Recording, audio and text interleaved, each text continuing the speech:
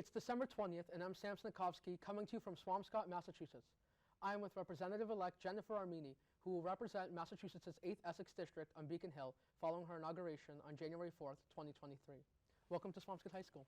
Thank you for having me. No, thank you. I've got several questions on environmentalism, public schools, and a couple questions about you. Let's go. All right. Question one. During your campaign, you emphasized the need to protect Massachusetts' environment as a priority, alongside schools, affordability, and reproductive rights. How will you make sure that environmental policy is at the forefront of your term, and how can residents within our district check in on you to see your progress? Well, we are so fortunate here in Massachusetts because we have already created a roadmap for getting to net zero greenhouse gas emissions by 2050. That is a piece of legislation that passed in March of 2021. So that kind of set the table. Right. And then in last August of 2022, we passed a second bill that I'll say put food on the table and is giving us the tools to actually get to net zero greenhouse gas emissions by 2050. So the charge of the next session of the legislature is to continue to provide these tools, whether it's more electric charging stations for cars, whether it's electrifying transportation, whether it's giving more communities the opportunity to have net zero building codes. It's all a process, and that's what I'm so excited to work on. Okay.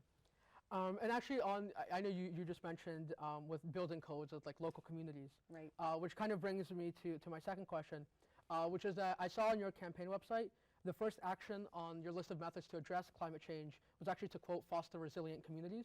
And Swampscott itself, we actually have a climate committee here. So I was just wondering, how can we make sure that local areas are receiving state resources for their plans? Right. Well, that's part of my job. It is to coordinate with our communities. Groups like that are vital because they provide on-the-ground information to policymakers so we know exactly what our communities need. There has to be a give and take, and that's about building relationships in the community. And you asked how the community will be able to check in with me on these issues. I am going to have an incredibly accessible office. People can contact me at any time. I will be doing monthly office hours in Swampscott, in Marblehead, in Lynn. So I have an open door policy, and constant communication is the way I like to work. Yeah, and that's great. And actually, I'm just wondering a bit more specifically. So let's say, for instance, like Swampscott, we have a climate committee. How could like individual committees reach out for either like state resources or even state funds? Like, is there a process for them to get grants or other sorts of? Well, right. So, but that's where what I want those committees to do, what I'm going to do with them, is figure out what their priorities are. What are their asks, and then I can liaison with the state agencies to make sure that if they are up for a grant, they know that their state representative, the agency knows their state representative supports this grant, and it's my job to push for it. So it's really working together. Right. They may identify something, I may identify something, so that's how it works. Yeah, and that's great to hear. And also earlier, I know you mentioned electric vehicles, right, like EVs. Yes. And I was actually wondering, how much money do you think like individual rebates should be for an EV? And in total, how much money do you think Massachusetts should be spending on more charging stations and EVs, given our budgets? And so, in the last climate bill that I referenced that passed in August, the amount was boosted. The amount of subsidy rebates was boosted to, I believe, $6,500 at the state level. Okay. So combine, and you can combine the state with the federal subsidies. And if you are low income, you actually get an extra $1,000. So I think all told, the subsidy is around $10,000 if you choose to purchase an electric vehicle. Okay. We can continue to boost that subsidy to encourage purchasing and also help people who are low income and we can boost their subsidy. So maybe instead of 1,000 in this session, we make it 1,500. You know, we've got to see how it's working. Right. Are the subsidies working? And then here we are putting more electric vehicles on the road. We better have the charging stations to make sure you're not out in Sturbridge getting stuck. So that is an ongoing process, right? And then also to make sure that the electric grid can keep up with the demand. Right, and then, I mean, that's great to hear. And then also on the level of just like climate spending, climate budgeting from the state, so how much money do you think that the state should be in total spending on these like more charging stations and giving higher subsidies or rebates to? Right. I mean, honestly, it's tough to give you like, we should be spending X bajillions of dollars. I honestly don't know how much we need to spend in terms of adding up all the different line items to get there. So that's a tough question to answer just because I don't have all those different line items. But what I can tell you is that the state currently spends, I believe, only like 1% of its budget on fighting climate change. We need to boost that. Yeah. What that boost is, that's what I'm going to work on. Right, and that's wonderful to hear. All right, the next couple of questions are going to be more about where we get our energy from, and in particular, nuclear energy. Right. So, as you might know, in 2019, our sole nuclear plant in Massachusetts was shut down. Currently in America, nuclear provides 50% of our clean energy, and when we still had that plant, it was providing 75% of Massachusetts' clean energy. So I'm just wondering, would you support reintroducing nuclear as a major source of carbon-free power within our state?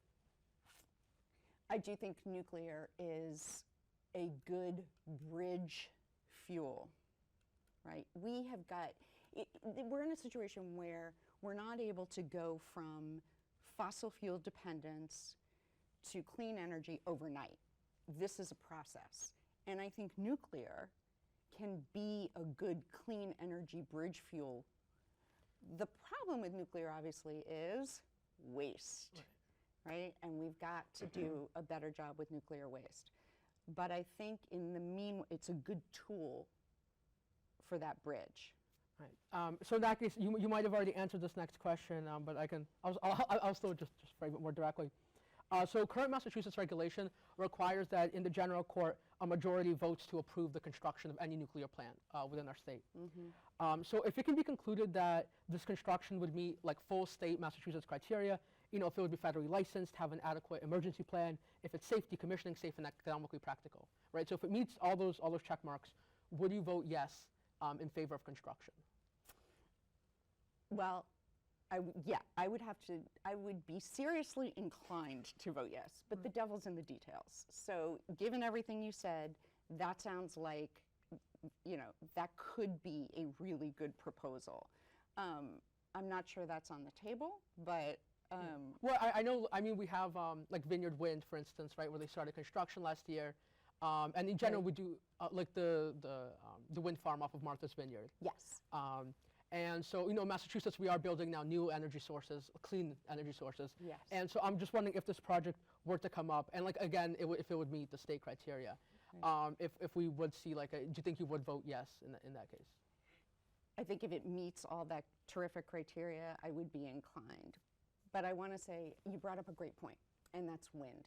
I think we need to be focusing our energy, and I think the state is focusing its energy on building more capacity with wind and solar. Right. I think that's, in looking at the next session, the things we're going to be talking about in this area, it's going to be wind and solar versus nuclear. All right. Okay. I'm actually going to move on from environmentalism now, and I have some questions about students in our public schools next. Oh, great. This one, following the COVID pandemic's era of online learning, really unfortunately, students' mental health has taken a notable hit. So I was just wondering if you believe that the state government can do something to change that trend, and if so, what kind of action can you take to help public school students? Yeah, it is. Honestly, I have seen the learning loss and the mental health toll, in my own house, in our community. And I think what the state can do is provide the resources to individual communities, additional resources above Chapter 70, which you probably know is what the state gives communities for public education. We need to provide these communities with more resources, and it has to be flexible because remember, the needs of elementary school children are very different from the needs of high school students. Right. And so I believe the state's role is in providing more resources there and potentially some technical assistance. Right. But the communities themselves, I think, are best able to figure out what their kids need. Okay. All right, still kind of on the subject of schools. So in general, Massachusetts is home to the best public school system in the country, which I know we all love to brag about it. But at the same time, I think we can always agree that there is room for improvement. And so I was wondering, what do you think that the state can do to further strengthen our public schools? And what do you currently see as like any problems or opportunities to fix things within our system? Well, as you probably read, we actually got bumped this year in the NAEP tests from number 1 to number 2, I believe in math, but not English. Yeah. So we do have work to do, and it is related to this learning loss that we've endured through the pandemic. And so, again, in getting over the learning loss, we need to provide more resources. But I also think we as a state have to continue to innovate and keep up with what does it mean, we have to ask ourselves, what does it mean to be educated in the 21st century, right? It's not the same as it was in the 20th century. So what are the skills that we need? STEM is hugely important.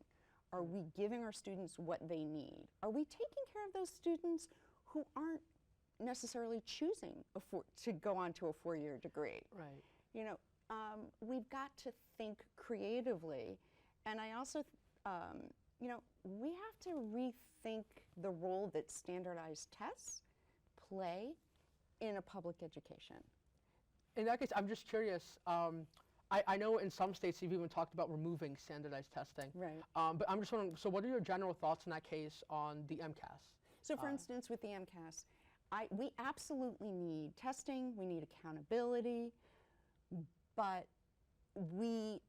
I do not support making it a condition of graduation. Okay. I think that only penalizes people of color and people who at the lower ends of the income scale who don't have the resources to practice standardized tests in the way that other people do. It's just unequal. And if you have this inherent inequality, to make it a condition of graduation seems grossly unfair to me. So MCAS should basically just be for almost data collection, right? To see where we're at and understand. But that's the point of that's the point of MCAS, right? MCAS is to figure out what our kids, individual kids, need to succeed. If your MCAS scores, if you're in math, for instance, drop dramatically, that the school needs to then say, wow, looks like Sam needs some extra help in math. Let's get it. That's the point of these tests. Right.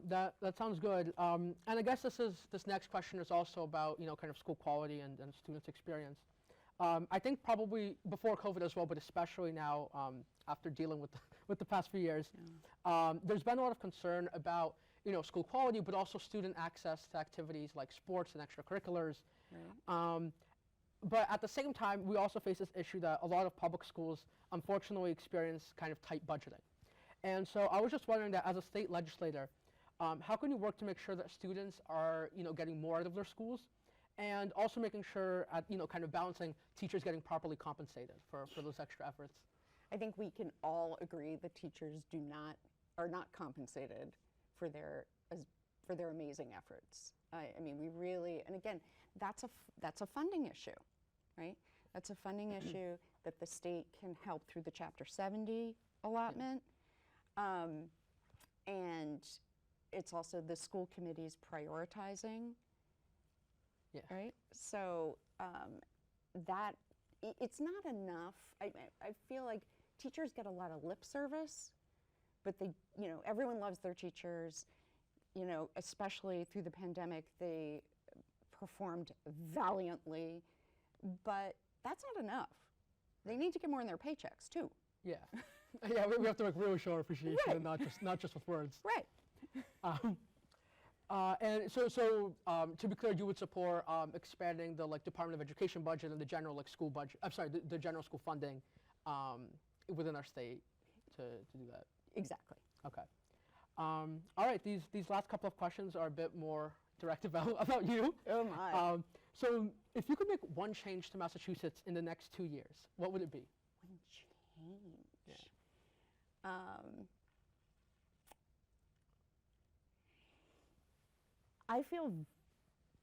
I am so proud of Massachusetts. I feel like we are, in many ways, an island of sanity. I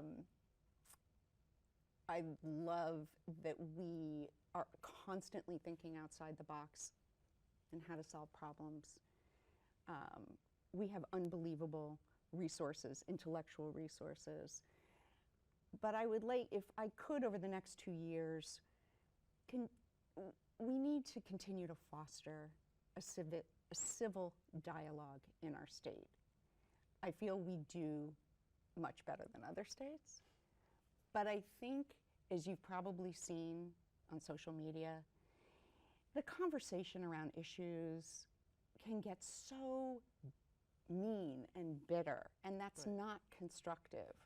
And I think in order for us to be our best selves, I would like us as a community to continue to try and be our most respectful, thoughtful selves. Because the national dialogue is divisive and it's just not productive. And I think in order for us to really make progress on the stuff we want to make progress on, whether it's fighting climate change, whether it's educating our kids for the 21st century, we've got to do it in a respectful, constructive way. Yeah. And my final question is, what message do you have for students of schools in Swampscott, Marblehead, and Lynn? The message I have for them is to be open-minded, thoughtful, creative, hardworking, and see the unbelievable promise that you have. We are, like I was just saying, we live in an amazing state that is open to new ideas and different ways of doing things. And just know that you have the opportunity to contribute to that and help us all build a better, kinder, safer, more interesting, and innovative society. And I am proud of you, and I look forward to working with you. All right. That's all I have today. Thank you so much Thank for you, coming out here. Sam. It's been a pleasure. Thank you so All right, much. thank It's you. great to be here.